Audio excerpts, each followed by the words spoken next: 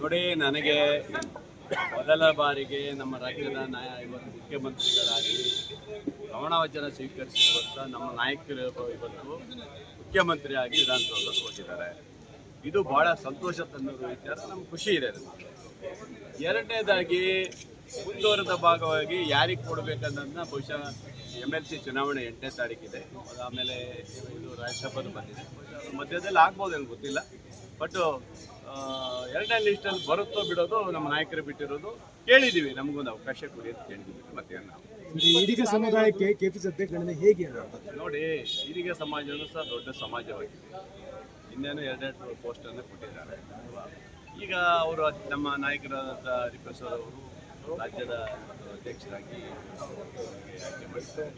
ಅವರು ಒಂದು ಕೊಡಲಿಕ್ಕೆ ಅವಕಾಶ ಇದೆ ವಿಧಾನಕ್ಕಾಗ್ತದೆ.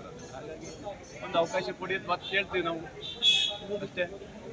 20 ಸ್ಥಾನ ಸರ್, ಕಾಂಪಿಟೇಟಿವ್ 60-70 ಜನ ಹೆಂಗೆ ಏನು ಮಾಡೋಕ್ಕಾಗೋದಲ್ಲ. ಅದರಲ್ಲೇ ನಮ್ಮ ಸಮಾಜಕ್ಕೆ ಒಂದು ಕೊಡಬೇಕಂತ ನಾವು ಹೇಳ್ತೀವಿ.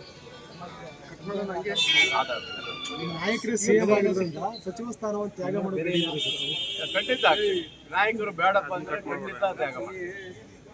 DK ಸಾಹೇಬರು ನೀನು ಬೇಡ ಕಣೋ, ನೀನು ಸುಮ್ಮನಿರೋ, ನಾನು ಇದ್ದೀನಿ ಅಂತ ಹೇಳಿದ್ರೆ ನಮ್ಮ ನಾಯಕರು ಖಂಡಿತ. ಯಾಕಂದರೆ ನಮಗೆ ಆಶೀರ್ವಾದ ಮಾಡಿ ಸಹಕಾರ ಕೊಟ್ಟಂಥವ್ರು ಅವರಿಂದಲೇ ಮುಂದೆ ಬಂದಿದ್ದೀವಿ. ಯಾಕಂದರೆ ಅದರಿಂದ BJPಯವರು ನನ್ನ ಅಧಿಕಾರದಿಂದ ಯಾವತ್ತು ನಮ್ಮನ್ನು ತುಳಿದ್ರು ಅವತ್ತಿಂದ ನನಗೆ ಅದು ಆಶ್ರಯ ಕೊಟ್ಟಂಥದ್ದು DK ಸಾಹೇಬರು. ನಾನು ಹೇಳಿದಲ್ಲ, ನಮ್ಮ ನಾಯಕರು ಆಗಿರೋದು ನಮ್ಮ ಸಂತೋಷದಲ್ಲಿದೆ. ಮುಂದೆ ಏನಾಗ್ಬೋದು ಬಿಡೋದು ಅವ್ರ ಗಮನಕ್ಕೆ ತರ್ತೀವಿ, ಅವರು ತೀರ್ಮಾನ ತಗೊಳ್ತಾರೆ.